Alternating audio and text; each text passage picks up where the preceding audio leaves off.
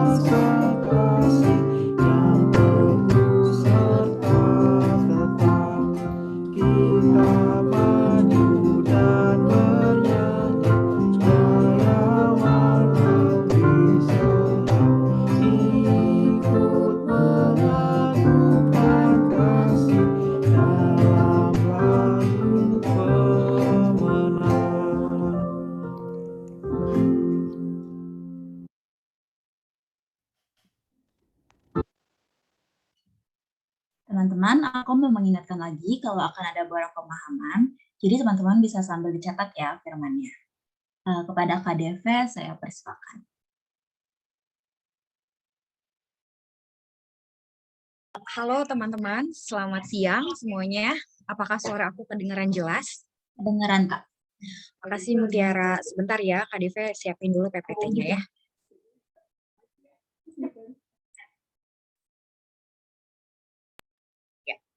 Sudah terlihat jelas ya?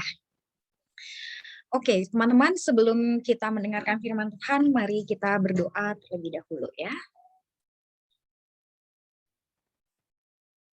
Bapa di surga, terima kasih banyak untuk kasih setiamu dalam kehidupan kami. Engkau menuntun tiap-tiap kami di dalam perjalanan iman, perjalanan hidup kami, Tuhan. Terima kasih Tuhan boleh hantar kami, boleh pimpin kami untuk hadir bersama-sama di dalam layanan Zoom pada siang hari ini untuk menikmati persekutuan bersama dengan saudara seiman, menikmati memuji Tuhan dan menikmati untuk mendengarkan firman Tuhan. Kami berdoa memohon pertolongan Roh Kudus untuk memampukan kami mengerti sabda Tuhan yang ajaib itu dalam hidup kami. Kami berdoa agar kiranya Tuhan menyingkapkan kebenaran itu sehingga kebenaran itu boleh memerdekakan kami.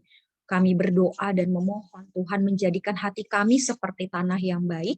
Ketika benih firman Tuhan ditaburkan, benih itu tumbuh dan berbuah dengan nyata dalam kehidupan kami. Tolong setiap kami yang lemah, tolong setiap kami yang berdosa ini Tuhan. Ampuni kami supaya kami bisa mendengarkan Engkau bersabda. Di dalam nama Tuhan Yesus kami berdoa dan kami bersyukur. Amin. Iya, selamat siang teman-teman. Saya tahu bahwa saya dapat kabar dari pengurus bahwa acara pada siang hari ini juga dalam rangkaian untuk menyambut mahasiswa baru. Ya, izinkan saya mengucapkan selamat buat teman-teman yang sudah masuk sebagai mahasiswa baru di FTUI pada tahun ini ya. Nah, sekaitan dengan itu, Kak Deve mau tanya beberapa hal ya. Siapa yang gembira diterima di FTUI? Ada yang sedih banget nggak? Aduh, kenapa sih gue di FTUI? Gue pengennya FTUGM gitu. Siapa yang gembira di FTUI? Kasih reaction dong gitu. Atau reactionnya apapun deh yang kalian mau kasih reactionnya ya. Bisa tolong kasih reactionnya teman-teman. Siapa yang gembira diterima di FTUI? Atau, aduh, inceran aku bukan FTUI, Kak. Inceran aku FK tadi gitu. Atau inceran aku, you can name everything you want gitu. Coba, kasih dong reactionnya. ITB, Kak. Ya udah ya Jonathan, habis ini mau gimana lagi, dapatnya FT deh. Ya udah ya nggak apa-apa, FT juga nggak, it's not bad loh. Gimana, siapa lagi nih yang kayak maunya FK? Aduh Olivia, ya nggak apa-apa ya, siapa tahu nanti pasangannya dari FK, nggak tahu, amin amin amin amin gitu. Siapa lagi nih yang kayak Jonathan, yang kayak Olivia gitu, yang ya sebenarnya gembira sih, tapi itu bukan yang paling aku inginkan ya kayak gitu ya. Tapi juga saya percaya di antara kita juga pasti ada yang gembira ya, yang diterima di FTUI. Mungkin kalian mengidam-idamkan menjadi engineer, menjadi ya apapun yang kalian sedang jalani sekarang ini, itu mimpi teman-teman semua. Dan buat teman-teman yang bergembira atau buat teman-teman yang tadi kayaknya pengen FK, pengen ITB gitu, siapa yang ketika diterima di FT gitu ya, terima kabar baik di FTUI, kemudian diposting di IG story, di feed, di WA story, di Twitter, di TikTok, kayak semua platform sosial media ya. Mungkin ada juga yang melakukan hal ini ya. Ada juga yang mungkin menyampaikannya itu ke grup WA keluarga. Aku diterima, atau mungkin WA grup teman SMA, WA grupnya teman gereja, WA grupnya siapapun gitu. Mungkin komunitas bersepeda kalian, komunitas olahraga kalian gitu. Tetapi siapa di sini yang ketika dapat kabar baik, dia meneruskannya kepada orang lain karena dia bergembira menerima kabar bahwa dia diterima di kampus yang jadi idaman dia, atau kampus yang memang baik ini. Pasti ada juga dari kita yang melakukan itu. Nah, teman-teman, ada kabar-kabar baik yang kita terima di dalam hidup ini sebenarnya terlalu baik untuk disimpan sendiri. Termasuk salah satunya adalah ketika teman-teman misalnya diterima di kampus yang sangat bergengsi seperti FTUI ini, atau fakultas yang cukup baik seperti FTUI ini. Terlalu baik untuk disimpan sendiri. Minimal kita pasti akan memberi kabar baik ini kepada orang-orang terdekat kita. Keluarga, sahabat, teman, bahkan kita tanpa sungkan dan tanpa ragu menceritakannya kepada orang yang lebih luas lagi. Misalnya teman-teman di IG kita, ataupun di Twitter kita, atau di TikTok kita.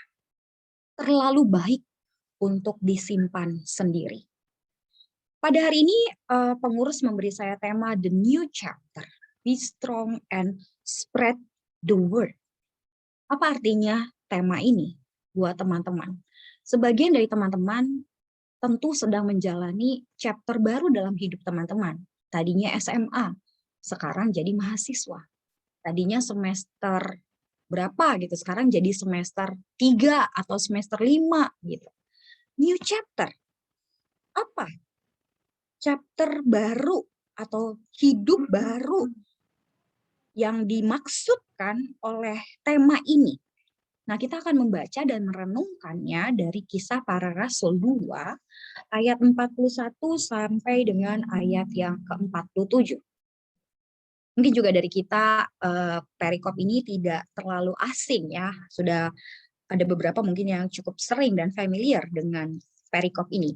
Tetapi mari meminta kepada Tuhan untuk membuka hati kita, menyingkapkan hal yang baru ya, new one itu. Saya akan membaca buat kita semua, Kisah Para Rasul 2 ayat 41 sampai dengan ayat yang ke-47. Cara hidup jemaat yang pertama. Orang-orang yang menerima perkataannya itu memberi diri dibaptis, dan pada hari itu jumlah mereka bertambah kira-kira 3.000 jiwa. Mereka bertekun dalam pengajaran rasul-rasul dan dalam persekutuan. Dan mereka selalu berkumpul untuk memecahkan roti dan berdoa. Maka ketakutanlah mereka semua, sedang rasul-rasul itu mengadakan banyak mujizat dan tanda. Dan semua orang yang telah menjadi percaya tetap bersatu. Dan segala kepunyaan mereka adalah kepunyaan bersama. Dan selalu ada dari mereka yang menjual harta miliknya, lalu membagi-bagikannya kepada semua orang sesuai dengan keperluan masing-masing. Dengan bertekun dan dengan sehati mereka berkumpul tiap-tiap hari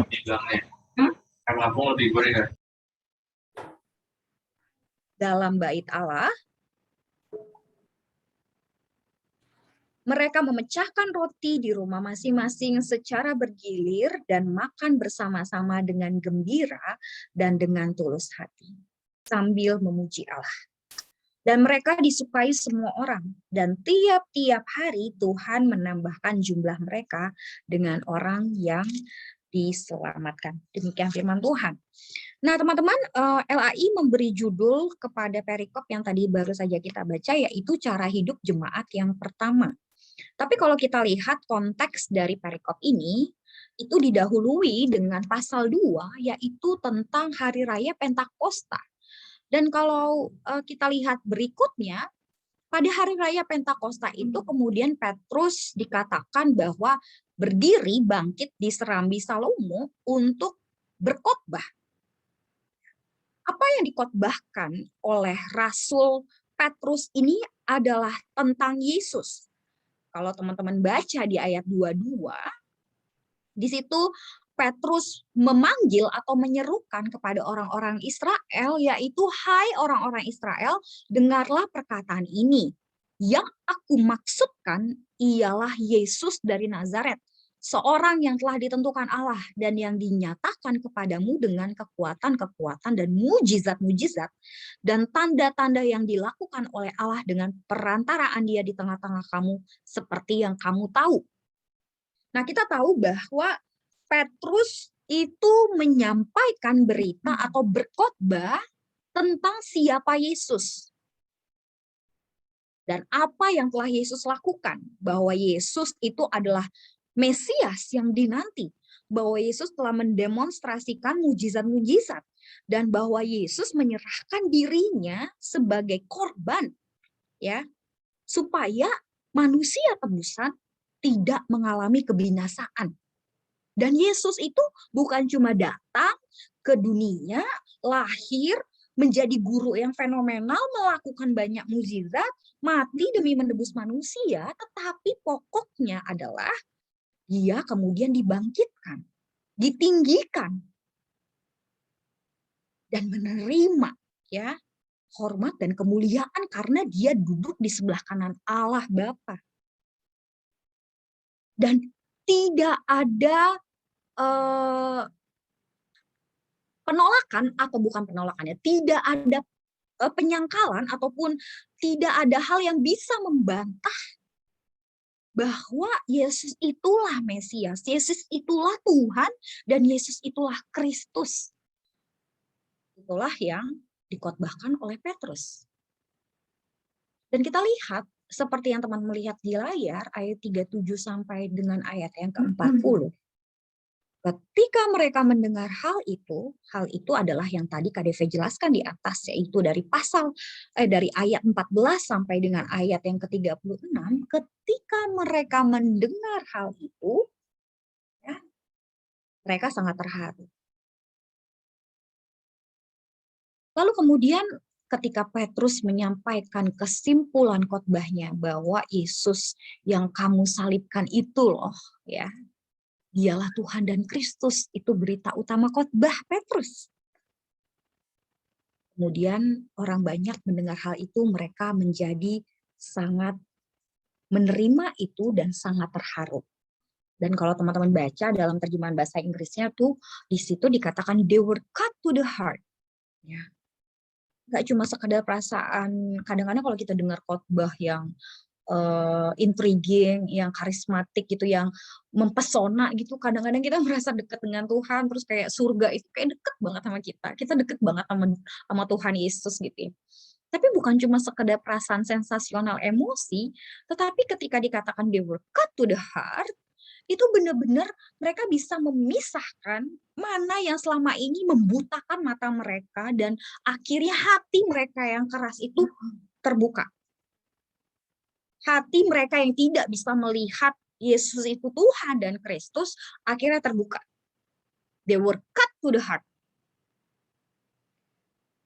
Karena mereka sadar siapa Kristus dan apa yang telah dilakukannya bagi mereka.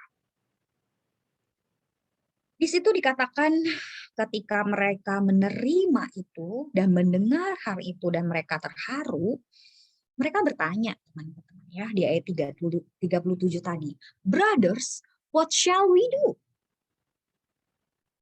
Kalau teman-teman minggu-minggu lalu sudah dibukakan banyak hal tentang ya kisah Yunus mengenai betapa manusia itu berdosa dan membutuhkan juru selamat, dan teman-teman menerima itu sebagai kebenaran, dan teman-teman merasa bahwa oh iya Tuhan, hatiku selama ini tuh buta ya ngelihat Engkau tuh sebagai sebuah cerita dari masa kecil aja yang di sekolah minggu diajarin tiap minggu, tapi tidak pernah benar-benar menikmati relasi Kristus sebagai Tuhan dan Juru Selamat secara personal. Lalu kemudian ketika minggu-minggu lalu teman-teman dibukakan tentang siapa Juru Selamat itu dan teman-teman menerimanya, itu tidak berhenti sampai di situ. It's a good start, tapi tidak berhenti sampai di situ. Orang-orang yang mendengar khotbah Petrus itu, ketika mendengar berita tentang Yesus, kemudian bertanya kepada Rasul Petrus dan rasul-rasul lainnya, apa yang harus kami perbuat, saudara-saudara? What shall we do next? What's next? Apa? Menerima Kristus sebagai Tuhan dan Juru Selamat itu menjadi titik permulaan. Orang dikatakan hidup baru, ya. Seperti judul kita, New Chapter, bicara tentang baru. Saya nggak tahu apakah ya saya bukan bukan penikmat ataupun terus-menerus gitu mengupdate gadget-gadget seperti handphone ini aja udah kayak 4 tahun gitu ya. Tapi kalau kita tahu bahwa Samsung baru keluarin handphone terbaru gitu yang flip, yang saya inget banget dulu, ya ampun, ini KDV angkatan 2000 ya, kayak 21 tahun yang lalu jadi mahasiswa baru gitu. Mungkin waktu KDV masuk kuliah juga teman-teman ada yang belum lahir kali gitu. Ini mah zaman aku dulu SMA flip, tapi sekarang kayaknya hype lagi gitu. Bener-bener baru apa enggak gitu. Tapi ada lagi iPhone ya baru keluarin terbaru. Oh, laptop terbaru atau jenis varian baru yang kita tahu Coca-Cola biasanya ya Coca-Cola yang coklat atau agak cenderung hitam gitu, bukan Coca-Cola clear ya, baru ya. Kita nggak pernah tahu, kita nggak pernah lihat, kita nggak pernah terpikir, tapi Coca-Cola terpikir untuk membuat Coca-Cola clear. Atau juga ini, si kawan ini yang baru pindah ya, ke MU ya. Baru new chapter itu tadi mungkin belum pernah ada sebelumnya ya, kaitan baru ataupun kata baru itu belum pernah ada, belum pernah dilihat sebelumnya atau belum pernah didengar sebelumnya ya. Tapi ada juga berkaitan dengan proses cara yang baru, perbuatan yang baru, sifat-sifat yang baru. Tapi bicara tentang baru, di situ menurut saya ada excitement, ada joy, ada surprise effect, misalnya kayak tadi Coca-Cola ya, Coca-Cola clear, tapi juga ada positive feeling. Nah, orang-orang yang menerima Kristus sebagai Tuhan dan Juru Selamat, di situ orang-orang tersebut memulai chapter baru dalam hidupnya. Proses yang baru, cara yang baru, perbuatan-perbuatan yang baru yang menunjukkan bahwa mereka sebelumnya belum pernah melakukan hal itu. Atau melakukan dengan cara yang berbeda sebelumnya. Yang tentu di dalamnya ada excitement, ada joy, ada positive feeling, ada surprise effect, ada komitmen di dalamnya. Ada 3. New chapter. Orang-orang yang menerima Tuhan sebagai Yesus sebagai Tuhan dan Juru Selamat. Yang pertama, ayat 41 ya, di situ dikatakan orang-orang yang menerima perkataannya itu memberi diri dibaptis dan pada hari itu jumlah mereka bertambah kira-kira 3.000 jiwa. Wah, ini KKR massal. Mereka bertekun dalam pengajaran Rasul. Hal pertama yang menandai sebuah kebaruan ya adalah bertekun dalam pengajaran Rasul. Orang-orang yang baru percaya itu dikatakan semakin tekun mau mengenal Kristus melalui pengajaran rasul-rasul. Nggak cukup, maksudnya tidak boleh seseorang ketika menerima mengenal Kristus, ketika mengatakan dia menerima Kristus sebagai Tuhan dan Juru Selamat, berhenti sampai di situ saja. Kristus itu menjadi pemandu hidupnya. Kristus itu menjadi raja dalam hidupnya. Kalau dulu yang menjadi raja dalam hidupnya adalah diri kita, ego kita, ambisi kita. Tapi sekarang Kristus. Kalau dulu kita itu menempatkan identitas kita pada achievement, pada harta benda, pada kecantikan atau ketampanan, pada hal-hal yang lain, tetapi sekarang pada Kristus. Dan itu didapat dari pengenalan akan Kristus yang semakin dalam melalui apa? Melalui pengajaran. Mereka yang baru percaya ini bukan sedang mengalami perasaan mistik atau emosi sesaat. Aduh, Tuhan deket banget ya sama aku gitu. Aduh, Tuhan baik banget ya sama aku. Tidak boleh berhenti sampai situ. Kalau teman-teman perhatikan, bertekun dalam bahasa Indonesia, di bahasa Inggrisnya ditulis kata devoted. Nah, itu diterjemahkan sebagai connotes a steadfast and single-minded fidelity to a certain course of action. Artinya apa? Jangan membiarkan diri ya untuk bercabang pikirannya ketika kita mau belajar tentang siapa Kristus. Kita benar-benar menunjukkan keinginan yang dalam mau mengenal Kristus. Gimana sih? Apa gitu manfaatnya gitu kalau nanti ini teman-teman yang baru ya, ada 130 orang, mungkin ada yang baru, ada yang lama juga gitu. Mungkin nanti pengurus-pengurusnya akan ngingetin gitu, ayo kita berdoa gitu. Atau jangan lupa saat teduh, atau jangan lupa baca firman. Apa manfaatnya baca firman tiap hari? Apa gunanya baca firman tiap hari? Ya, saya keinget, saya nggak menyangka ya, saya bisa inget banget nih perkataan si bapak ini. Saya nggak tahu teman-teman, mestinya dari tampilan figur dari bapak ini, bodinya gitu ya, mungkin teman-teman bisa menebak ya. Beliau ini profesinya apa? Iya, nama dia adalah Ade Rai. Dia adalah atlet binaragawan Indonesia. Dia pernah mengatakan hal yang sangat menarik yang menurut saya, oh iya ya, binaragawan itu kan menghabiskan waktunya di gym itu mungkin berjam-jam setiap harinya. Nggak mungkin cuma 30 menit atau 2 menit plank gitu. Nggak mungkin. Untuk menghasilkan body ataupun otot yang begitu bulky-bulkinya, pasti dia melakukan hal yang sama berulang-ulang gitu ya. Nah, dia katakan gini teman-teman, melakukan hal yang sama berulang-ulang tapi berharap hasil yang berbeda. Ketika dia melakukan angkat barbel tiap hari, itu nggak langsung dalam satu malam, ototnya langsung wuff gitu. Enggak. Pasti terus dilakukan, terus. Itu namanya tekun. Terus. Tetapi ada yang berubah dalam dirinya yang tidak kelihatan kasat mata, itu terjadi ketika itu dilakukan dengan tekun. Begitu juga dengan baca firman. Ya, bertekun dalam pengajaran. Kadang, aduh aku nggak ngerti ini maksudnya apa sih Alkitab ini gitu.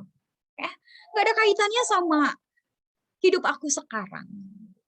Tapi baca, minta Tuhan membuka hati kita untuk melihat kebenaran itu seperti apa. Minta Roh Kudus menolong kita untuk mengerti sabdanya.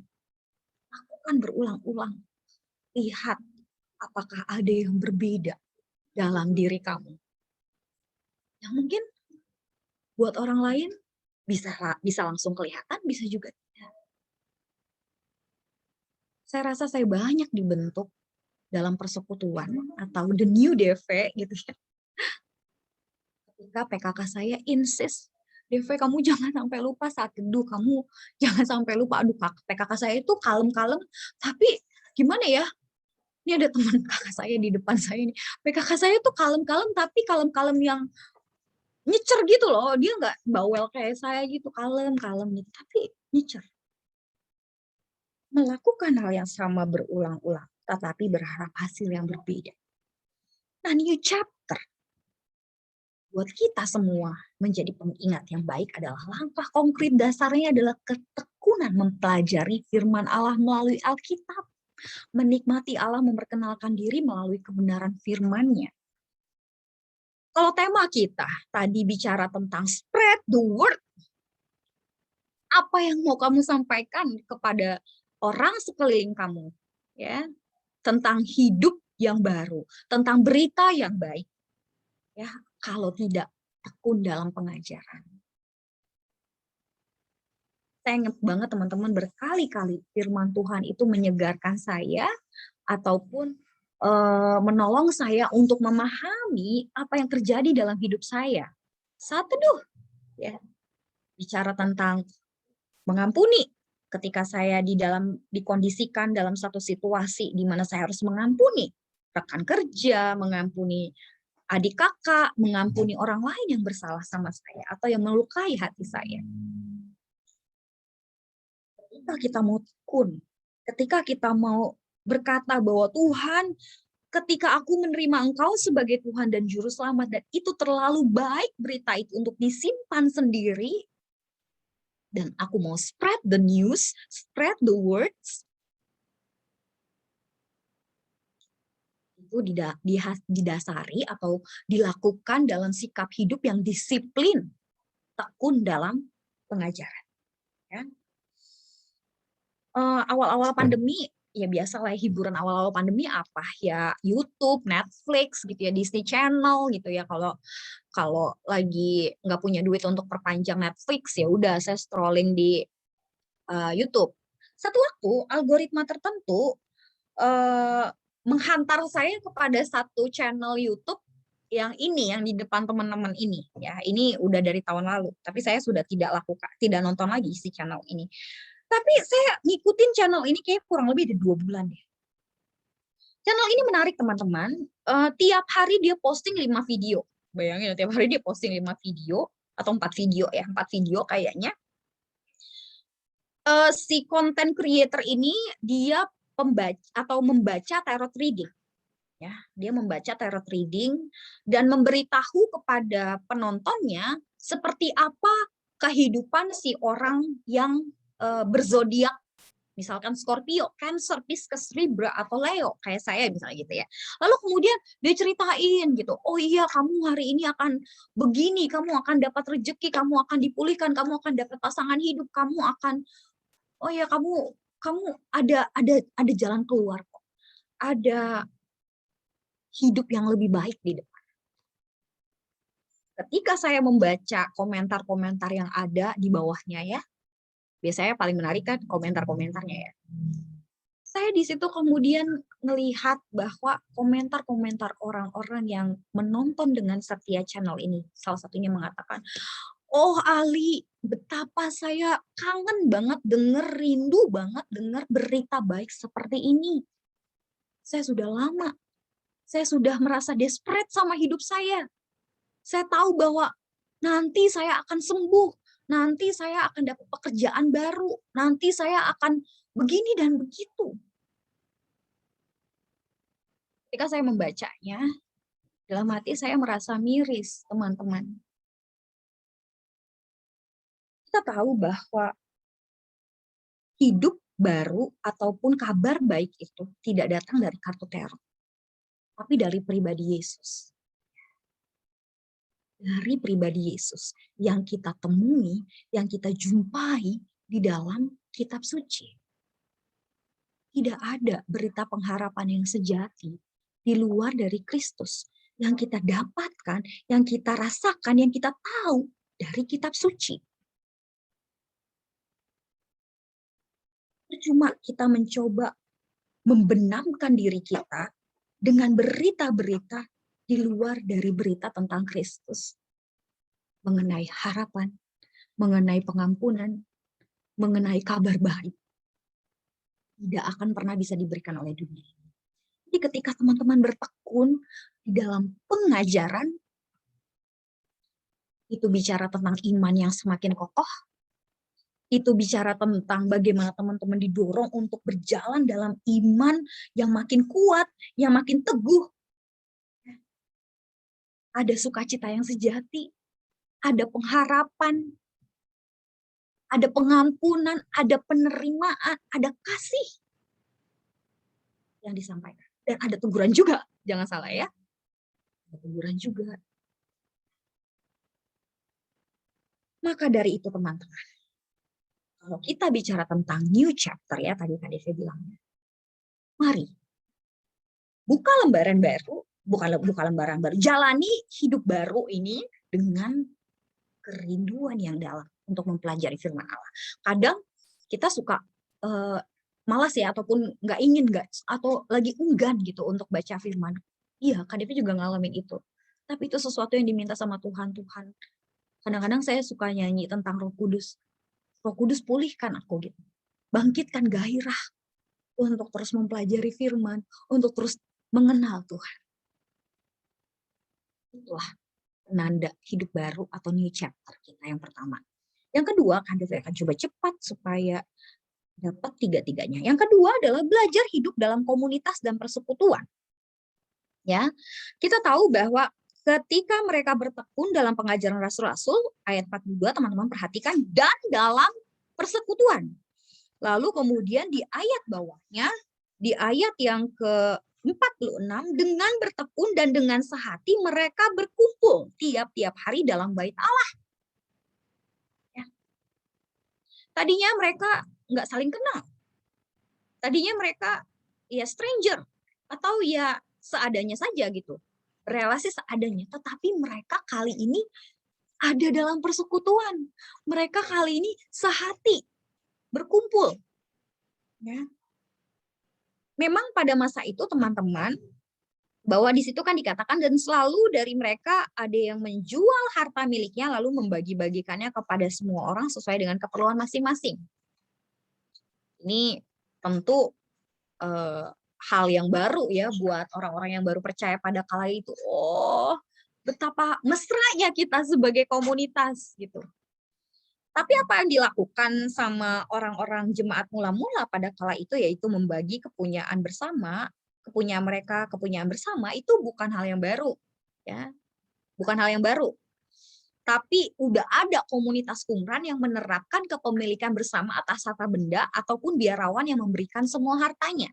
Nah, kalau teman-teman kalau kalian penasaran nih, KDV udah kasih ya linknya ensiklopedia.com. Di situ dikatakan bahwa orang-orang komunitas Qumran ini adalah sekte pertapa Yahudi. Ini orang-orang Yahudi yang tinggal di gurun Yudea dekat Wadi Qumran di sepanjang pantai barat Laut Mati, ya, along the northwest shore of the Dead Sea. Dan mereka sudah ada dari sebelum Masehi, ya, bahkan sebelum Kristus lahir, sampai tahun 68 setelah Kristus mati dan bangkit. Dan dikatakan di situ kehidupan masyarakat komunitas Qumran ini ditandai dengan kepemilikan bersama atas properti. Meskipun seseorang memasuki komunitas secara sukarela dan menjadi anggota penuh, itu ketika 2/3 tahun masa percobaan. Jadi dia nggak bisa langsung otomatis gitu ya. Langsung ada percobaannya dulu. Dan seseorang diharapkan untuk menyerahkan semua properti dan pendapatan kepada pengawas komunitas atau the communities overseer-nya. Apa yang kemudian membedakan, yang membuat itu menjadi baru dibandingkan dengan komunitas Qumran, dengan komunitas jemaat pertama mula-mula ini? Yang membedakan adalah teman-teman, komunitas Qumran melakukan berbagi ini menjadi prasyarat atau menjadi syarat untuk masuk dalam komunitas. Tetapi bagi jemaat mula-mula tidak demikian. Bagi jemaat mula-mula, kita berbagi, kita memberikan kepada orang yang membutuhkan itu karena ekspresi kasih, ekspresi sukacita, ekspresi ibadah. Kita sebagai orang yang mengenal Kristus, kita telah menerima banyak dari Kristus. Kita membaginya kepada orang lain. Kita spread the news itu dalam bentuk material, ya. Jadi new chapter, komunitas yang saling mengasihi, saling berbagi, ya, saling tanpa merasa terpaksa, saling memperhatikan, saling menanggung beban. Ya, kasih Kristus dasarnya ini bukan prasyarat kita masuk ke dalam POFT. Tapi karena di POFT kita sudah menerima Kristus. Kristus memanggil kita untuk menjalani hidup yang baru ke depan dengan semangat berbagi kepada orang lain. Di masa pandemi ini semua orang sulit, teman-teman. Semua orang juga terbatas di dalam banyak hal. Tetapi apa yang kita terima dari Tuhan, itu yang kita bagi. Kita nggak bisa bagi apa yang tidak punya. Tapi apa yang Tuhan berikan sama kamu. Tuhan mungkin memberikan kamu ekstra kepintaran dalam artian mungkin memahami satu bidang tertentu, satu subjek pelajaran perkuliahan tertentu. Bantu, tolong teman-temannya yang lain. Mungkin kamu punya ekstra uang, bantu, perhatikan temannya yang mungkin kesulitan karena orang tua putus kerja, terbatas dalam banyak hal. Bukankah itu chapter baru yang indah? Teman-teman yang tadinya stranger, ya, Belum pernah ketemu sekarang, tapi saling mendoakan, saling mengasihi, saling memperhatikan. Semua berat, kondisi ini semua berat, kondisi semua ini nggak mudah buat semua orang. Tapi ketika kita saling memperhatikan, ketika kita saling menanggung beban, dan kita menyadari bahwa karena Kristuslah kita mau melakukannya, kita melakukannya, tidakkah itu indah? Bahwa Tuhan memelihara melalui komunitas. Kalau tadi KDV agak sedikit gelisah dengan fenomena kartu tarot itu ya, kalau teman-teman baca gitu link kartu tarot itu, aduh banyak banget channel YouTube-nya teman-teman. Hal kedua yang membuat saya gelisah juga adalah tentang budaya atau bahaya mental giveaway.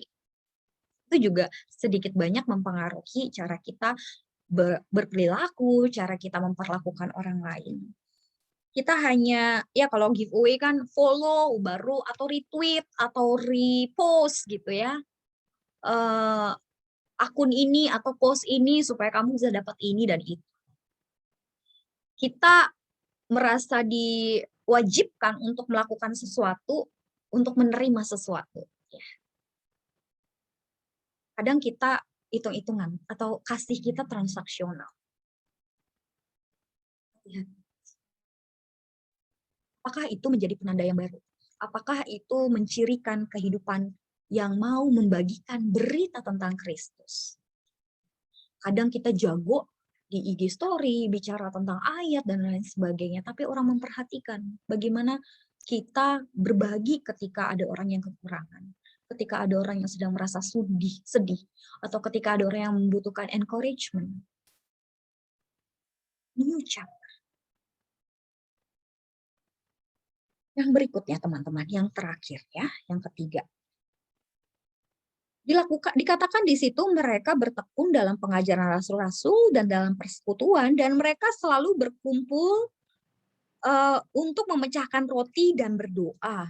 Lalu kemudian dengan sehati ayat 46 juga, dan dengan bertekun dan dengan sehati mereka berkumpul tiap-tiap hari dalam bait Allah, mereka memecahkan roti di rumah masing-masing secara bergilir dan makan bersama-sama dengan gembira dan dengan tulus hati sambil memuji Allah. Beribadah bersama dan berdoa bersama, teman-teman. Mereka gembira, tulus hati ya.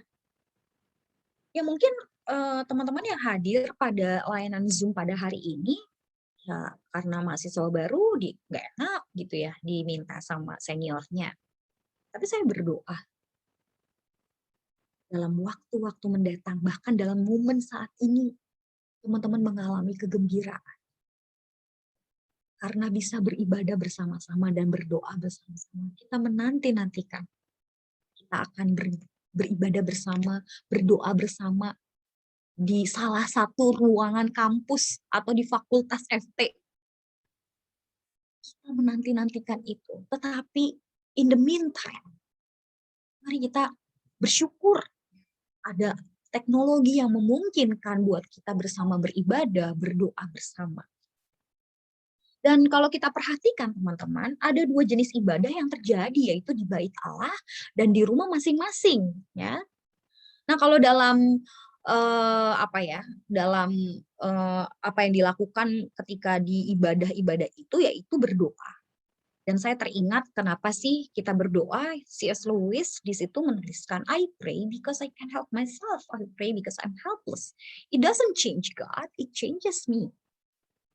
Saya suka banget salah satu kutipan ini menjadi penanda di mana ketika saya memulai hidup baru sebagai orang yang telah menerima Kristus, saya menikmati doa-doa bersama di dalam komunitas. Dan saya juga berbagi untuk mau didoakan. Itu menjadi penanda yang baru. Dan kalau kita pakai istilah sekarang, kalau tadi dua ibadah tadi ya, jemaat mula-mula telah memiliki persekutuan besar dan kelompok kecil, ya. Kalau dalam istilah term PMK, nanti mungkin pengurus akan menjelaskan kepada teman-teman mahasiswa yang baru, oh apa aja yang ada di persekutuan POFT ini. Ada persekutuan besar seperti PJ Jumat pada hari ini. Dan ada kelompok-kelompok kecil yang nanti teman-teman mungkin akan ditawarkan. Mau nggak ikut kelompok kecil? Kalau saya jadi kalian teman-teman, saya akan bilang mau. Saya produk kelompok kecil. Saya bersyukur sekali Tuhan izinkan saya untuk menikmati kelompok kecil. Ya, kayak tadi cerita gitu ya. Saya itu ya pokoknya selalu pengennya fokusnya kayak ya udah studi aja lah. Tapi PKK saya ini orangnya sangat gigih ya gitu. Orangnya sangat tekun gitu. Walaupun dia udah jadi alumni tapi dia terus pantau perhatikan, dan saya bersyukur atas perjuangan PKK saya ini saya menerima Kristus atau menikmati persekutuan dengan Kristus. Dan kemudian mereka juga dikatakan beribadah dengan penuh sukacita dan hati yang tulus memuji Allah, bukan memotivasi mendapatkan berkat-berkat saja. Dan saya bersyukur teman-teman bahwa orang-orang ini, kalau di awal kan di situ dicatat kira-kira 3.000 jiwa ya. Kalau di ayat 41, mereka bertambah 3.000 jiwa. Orang-orang yang menerima perkataan Petrus, memberi diri dibaptis, dan pada hari itu jumlah mereka bertambah 3.000 jiwa. Bayangin 3.000 orang banyak banget loh teman-teman, banyak banget. Mungkin satu balairung kali 3.000 atau lebih kali balairungnya kali ya nggak tahu juga. Tapi kemudian di situ ada catatan bahwa ayat 47 dan mereka disukai semua orang. Dan tiap-tiap hari Tuhan menambah jumlah mereka dengan orang yang diselamatkan. Melalui komunitas yang lebih kecil ini, hidup mereka berubah. Ya, ketika mereka melakukan hal-hal yang baru, yang meninggalkan kehidupan lama mereka, tentu mereka akan menarik perhatian orang. Ketika kita bilang kita menerima Kristus sebagai Tuhan dan Juru Selamat, tapi semakin dibenci, semakin apaan sih lu, kalau aneh banget sih, lu nggak begini gitu ya. Kadang-kadang kita mesti telisik, apakah cara bicara kita yang menyinggung orang lain, atau mungkin ada sikap-sikap kita yang tidak menunjukkan kita ini hidup baru, ya, new chapter itu, gitu. Tetapi jemaat mula-mula dikatakan mereka semua disukai. Ya. Mereka disukai semua orang, bayangin ya. Disukai semua orang itu berarti memang benar-benar hidup mereka itu menjadi berkat buat banyak orang. Benar-benar hidup mereka itu berubah sama sekali. Dan melalui kesaksian hidup mereka, spread the word itu, ya, menceritakan kabar baik itu bukan cuma verbal, tapi juga gaya hidup. Ya. Dan melalui kesaksian itu, tiap-tiap hari Tuhan menambah.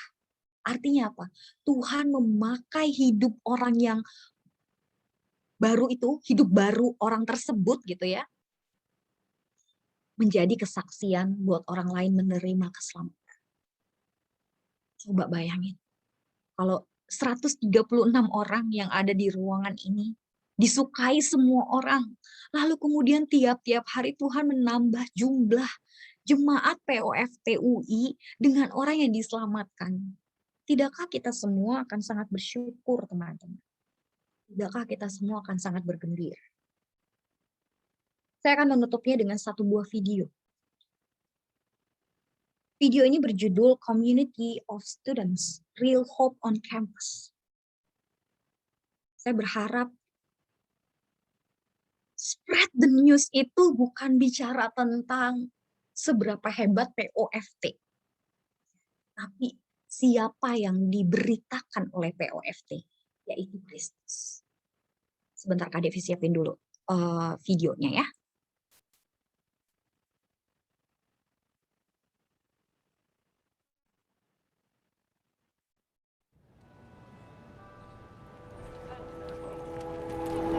We are a community of students. We love the Word of God. We don't have it all figured out, but we're learning. Learn to follow Jesus with our whole lives. We're hoping our campuses experience real hope. That real hope is Jesus.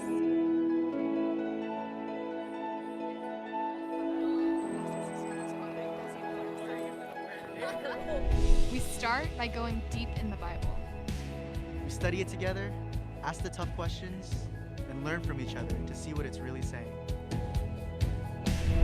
I observed that like it's setting up a scene, and like so that kind of also flips the question of like why are these details included? I Paul had become a servant. I really think that speaks to acknowledging yourself as a person. Yeah. Like kind of like what we were talking about stress. When we learn from Scripture, we are compelled to live it out. Our eyes are open to the brokenness around us, and we do something about it. So my name's Anthony. I'm part of InterVarsity. We're a Christian fellowship on campus. See, that happiness is from God. Like, I feel like that joy is like Jesus. We follow Jesus to the hard places because that's where redemption begins.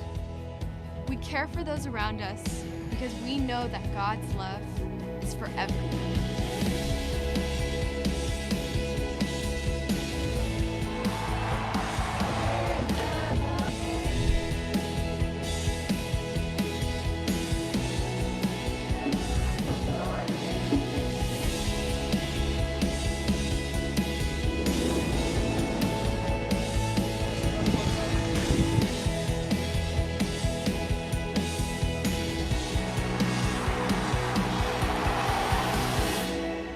We believe that Jesus loves every student in every corner of every campus.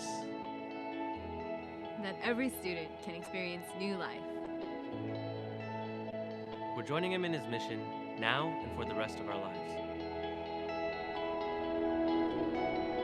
That is real hope. This is InterVarsity. Ya, teman-teman, tadi kita udah dengerin salah satu video yang menurut saya itu meng-capture benar-benar apa sih esensi dari persekutuan mahasiswa. Yaitu Tuhan Yesus mengasihi semua mahasiswa. Saya percaya bahwa berita yang paling ingin didengar sama kita semua adalah ada harapan di masa-masa pandemi yang serba tidak pasti ini. Dan harapan itu adalah Kristus. Kristus paling mengasihi semua mahasiswa. Kristus mengasihi semua mahasiswa yang ada di FTUI ini.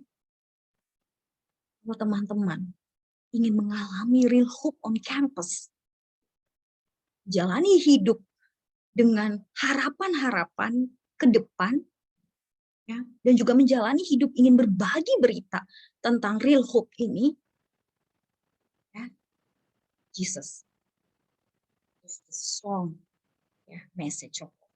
Strong and powerful message. Saya berharap dalam new chapter teman-teman sebagai mahasiswa yang baru, dalam menjalani fase semester yang baru, teman-teman mengalami ini. Mengalami real hope on campus, yaitu Yesus itu sendiri. Amin. Mari kita berdoa. Bapak, terima kasih banyak. Kami telah dibukakan dan diberikan kesempatan untuk belajar firman Tuhan pada hari ini melalui kisah para rasul. Kadangkala Tuhan, hati kami merasa biasa-biasa saja ketika mendengar nama tentang Yesus. Tetapi tolong kami Tuhan untuk menyadari siapa nama Yesus. Nama yang berkuasa penuh untuk mengubah hidup kami. Kami yang dulu hidup dengan seenak-enaknya sendiri, merasa bahwa diri kami ini yang paling benar, yang paling baik. Atau kami yang sedang merasa sendiri, tanpa harapan, hilang arah, dan merasa bahwa hidup kami ini tidak ada masa depan. Tapi ingatkan kami kembali Tuhan, bahwa Tuhan Yesus hadir di tengah-tengah kampus kami. Dalam hidup kami. Kami rindu Tuhan, kami juga dipakai. Sebagai orang-orang yang mengenal Kristus juga dipakai untuk menyaksikan berita pengharapan dan kabar baik ini kepada teman-teman kami yang berdoa dan memohon Tuhan. Topang kami dan tolong kami. Dalam perjalanan hidup kami ini, kami sadar bahwa kami akan jatuh bangun di dalam mengikuti. Tapi ada Roh Kudus yang akan senantiasa menolong kami menjalani masa-masa hidup baru kami. Semakin hari semakin serupa dengan Kristus. Terima kasih untuk kesempatan yang baik pada siang hari ini Tuhan. Di dalam nama Tuhan Yesus Kristus, kami berdoa dan kami bersyukur. Amin. Kak Devi kembalikan ke MC ya.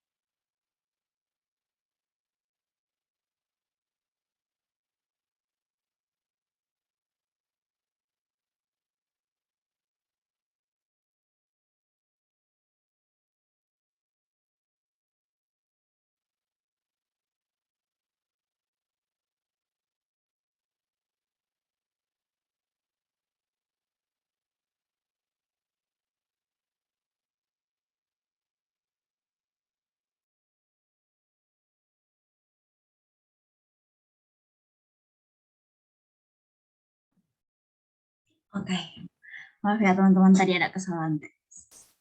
Puji Tuhan, terima kasih Kak Deve untuk firman-Nya yang sangat luar biasa.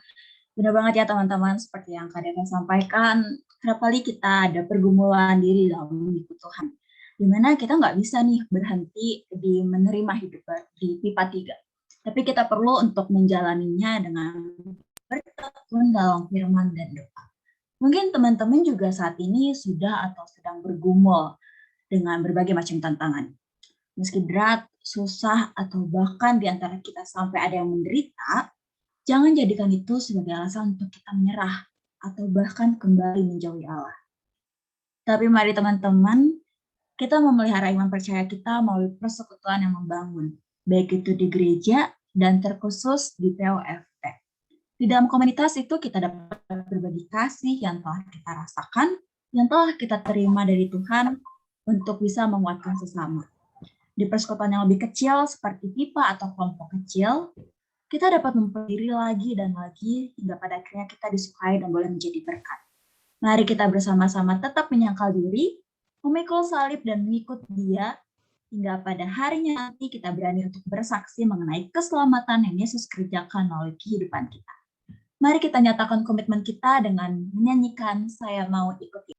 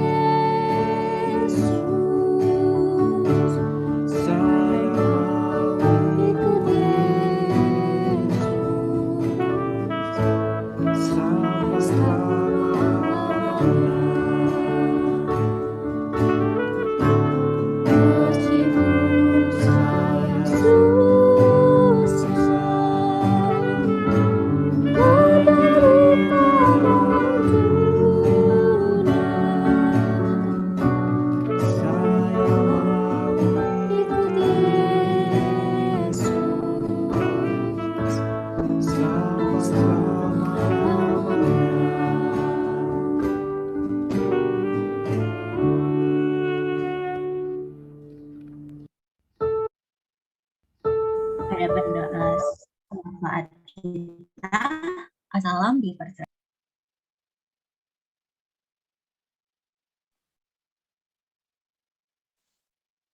Teman-teman, mari kita bersatu dalam doa. Bapa dalam surga, terima kasih Bapa atas segala berkat dan pilihan Bapa kepada kami sampai saat ini. Terima kasih juga Bapa karena ibadah pada hari ini dapat berjalan lancar sampai sekarang Bapa. Terima kasih juga atas firman yang telah diberitakan. Semoga firman yang telah diberitakan dapat mengubahkan hati kami dan kami semakin dekat kepada Engkau Bapa. Bapa, pada saat ini kami juga ingin mendoakan KDV sebagai pembicara ibadah hari ini. Semoga Engkau memberkati kehidupan KDV, karir, pelayanan, keluarga, dan apapun yang KDV sedang gumulkan. Kami juga berdoa untuk pelayan-pelayan yang lain pada hari ini. Semoga Engkau memberkati hidup mereka, studi mereka, dan apapun yang mereka perlukan, Bapa. Kami juga memohon berkat-Mu untuk setiap dari kami di tempat ini. Bapa, sekarang kami ingin mendoakan beberapa pokok doa.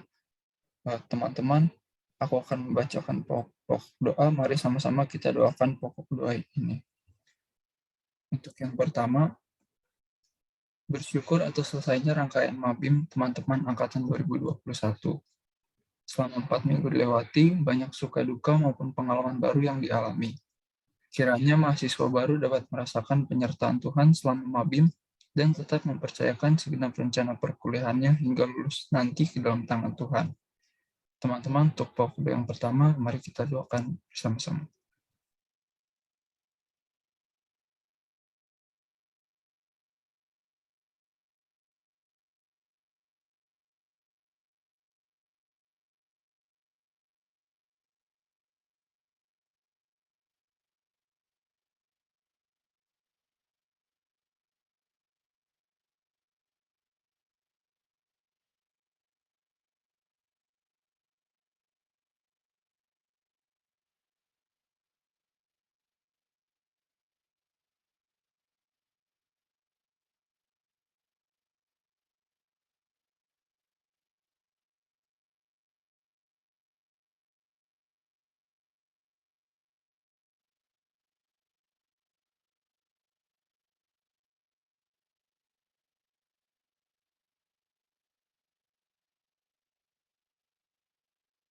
Untuk pokok doa yang kedua, bulan Oktober mendatang, ada wacana bahwa kampus UI akan menerapkan kegiatan perkuliahan dengan model hybrid, yaitu sistem campuran online-offline.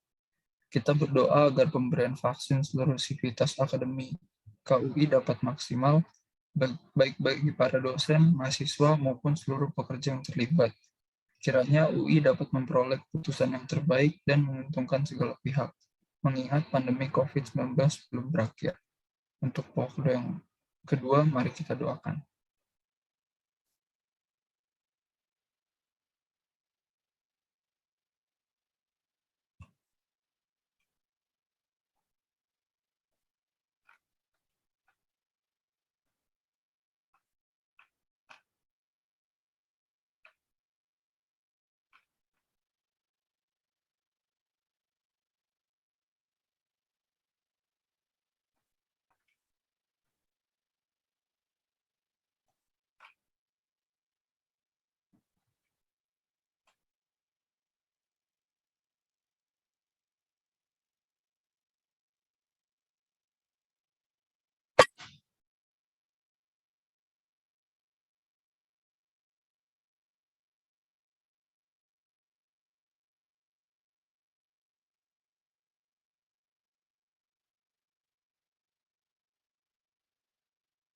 Untuk pokok doa yang ketiga, besok hari Sabtu tanggal 2 Oktober 2021 akan diadakan acara Pipa Gathering, yaitu konsolidasi atau berkumpulnya seluruh mahasiswa baru Kristen Angkatan 2021 di POF TUI, agar lebih mengenal satu sama lain dalam kasih.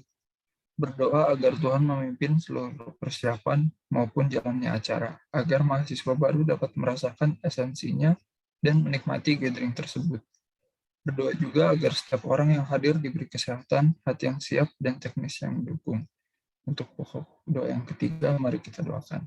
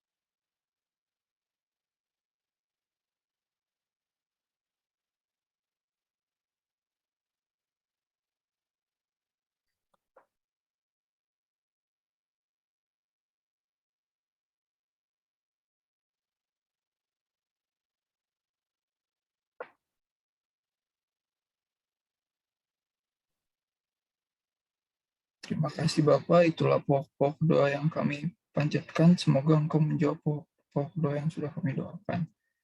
Kalau sebentar lagi kami akan melanjutkan aktivitas dan kegiatan kami pada hari ini, kami mohon penyertaan berkat-Mu agar apa yang kami lakukan seturut dengan kehendak-Mu. Kami juga memohon ampun atas segala dosa dan kesalahan yang kami perbuat. Terima kasih Bapa, terima kasih Tuhan Yesus, terima kasih Roh Kudus. Dalam Tuhan Yesus kami sudah bersyukur. Haleluya. Amin. Terima kasih ya salam. Selanjutnya untuk membaca warta Jumat kita, Kezia dipersilakan. Shalom teman-teman, shalom semuanya. Berikutnya untuk warta Jumat minggu ini, pertama-tama mari kita ucapkan terima kasih untuk para pelayan PUJ minggu ini. Untuk pembawa firman, KDV Tampu Bolon, MC Mutiara Gultom, singer Simon Linggo, pianis Juan Fidel, gitaris Jeremia, saksofon Vanessa, pendoa syafaat Asam Riyadi, warta Keisha, dan slider Cynthia.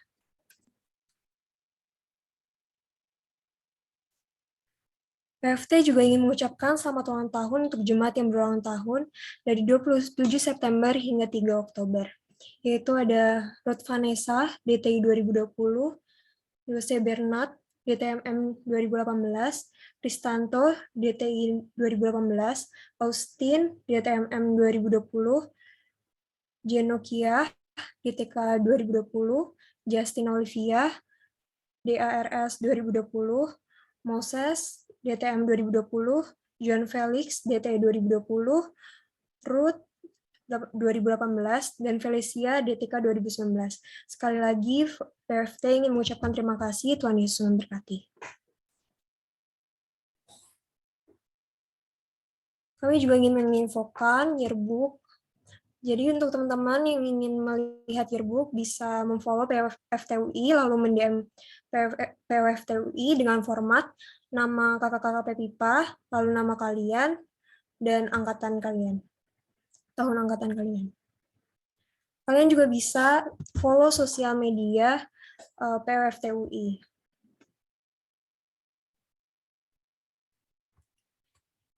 Info PWFTUI minggu depan. Bagi teman-teman yang merasa belum mengumpulkan bahan PIPA 2 dan PIPA 3, harap segera kirim secara private chat ke kakak-kakak PIPA-nya. Dan bagi teman-teman yang merasa tidak hadir di salah satu ibadah, baik ibadah PIPA 1, 10 September, PIPA 2, 17 September, PIPA 3, 24 September, ataupun PIPA 4, yaitu hari ini, harap segera kabari kakak-kakak PIPA-nya, karena ini akan menjadi penilaian mabim kalian. Untuk Jumat minggu depan tidak ada PUJ, tetapi akan ada doper. Jadi tidak ada ibadah seperti minggu ini.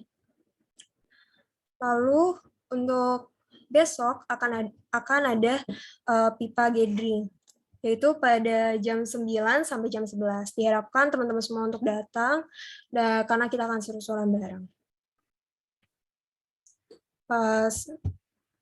Juga untuk teman-teman, sehabis ibadah ini, tolong untuk mengisi borang pemahamannya, dan untuk segera mengumpulkannya karena ada waktunya. Sekian warta minggu ini, saya kembalikan lagi kepada Mutiara. Terima kasih Kezia. Ya, untuk linknya udah ada di chat ya teman-teman. Ditutupnya pukul 1:30 dan borang pemahaman ini merangkap sebagai absensi jemaat. Oke, untuk menutup ibadah kita diminta dengan kasih KDV untuk menutup dalam doa.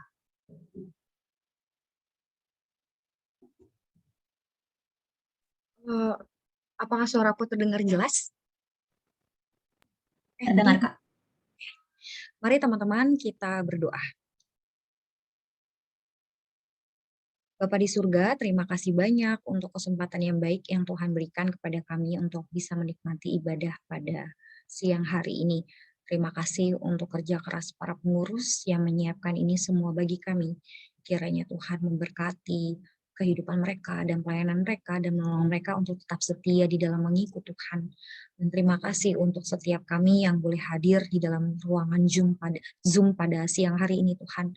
Tolong kami dalam melakukan aktivitas kami di sepanjang hari ini, kiranya pimpinan Tuhan nyata dalam hidup kami.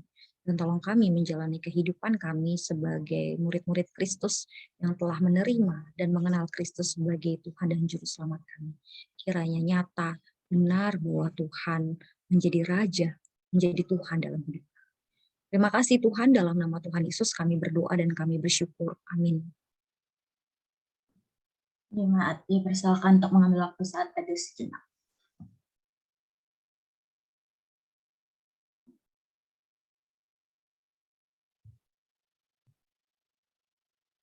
Oke, ibadah telah selesai. Selamat hari Jumat, teman-teman. Sampai ketemu besok di Pipaget.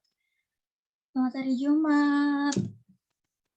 Jangan lupa ya teman-teman, besok ada Pipaget di jam 9 pagi. Ya. Selamat hari Jumat semua. Selamat hari Jumat, teman-teman. Selamat hari Jumat, Kak. Terima kasih. Terima kasih Selamat hari Jumat. Ya, Thank you. see you besok Thank you. ya. Selamat hari Jumat, Kak. Terima kasih, Jangan Kak. lupa besok jam 9 pagi, guys.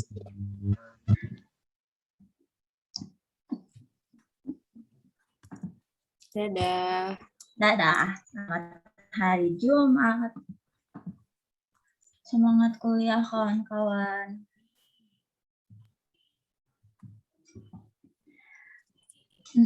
Jadi ada Timothy.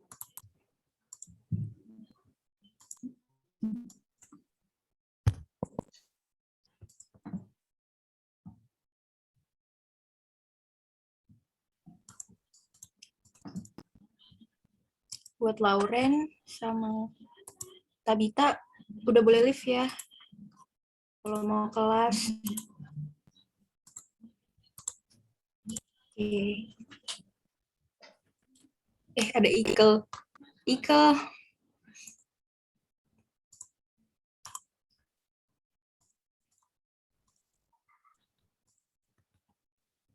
Udah? Oh, belum ya? Oke. Udah kan, Kak? Oke. Untuk KDV mau udah tutup layan, apakah ada yang mau didoakan, Kak? Masih Muti doain aja supaya bisa sehat, bisa melayani terus dengan setia. Udah itu aja. Oke, siap, Kak.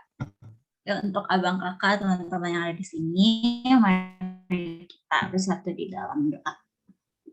Bapak yang makasih, terima kasih ya Bapak atas setiap penyertaan-Mu kepada tiap-tiap kami ya Bapak, sehingga kami boleh melayani di PIPA 4 ini dan ibadah boleh berjalan dengan lancar. Terima kasih ya Bapak. Di sini juga kami mau berdoa ya Bapak, terkhusus untuk KDV, kiranya Engkau yang boleh memberikan dia kesehatan ya Bapak dan sukacita dalam melayani, sehingga ya boleh tetap setia melayani Engkau dimanapun Engkau menempatkan dia ya Bapak. Kami juga mau berdoa ya Bapak untuk masing-masing kami, kiranya Engkau yang boleh senantiasa menyertai kami dalam setiap aktivitas kami.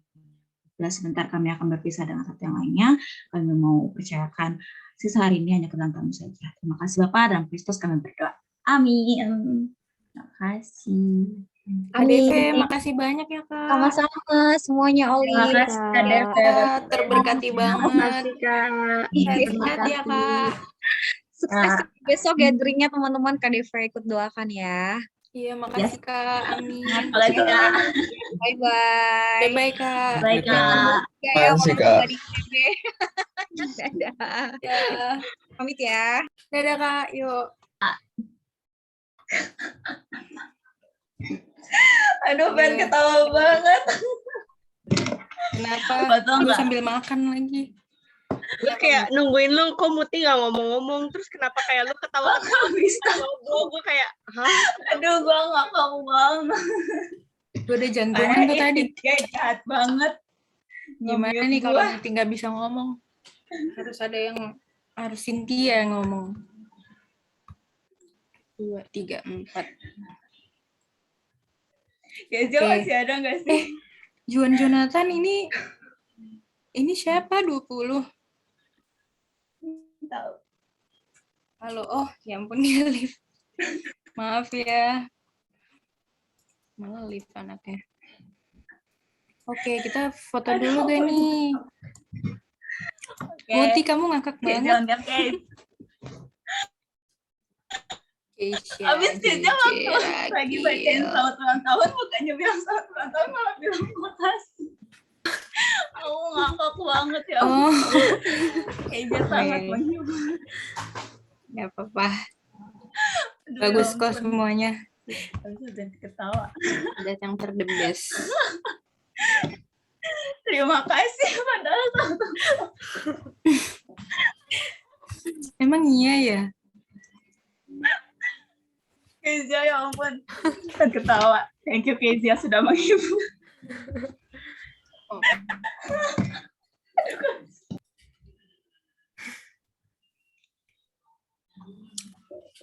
Oke, yuk. Ayo, foto dulu. Aku SS ya. Yuk, semuanya. 1, 2, bentar. Oke. 1, Jo, lo nggak on, Jo. Cynthia juga. Gak bisa, Kak. Ini by the way Dia juga. record-nya matiin dulu kali. Oh iya. Oh, belum dimatiin.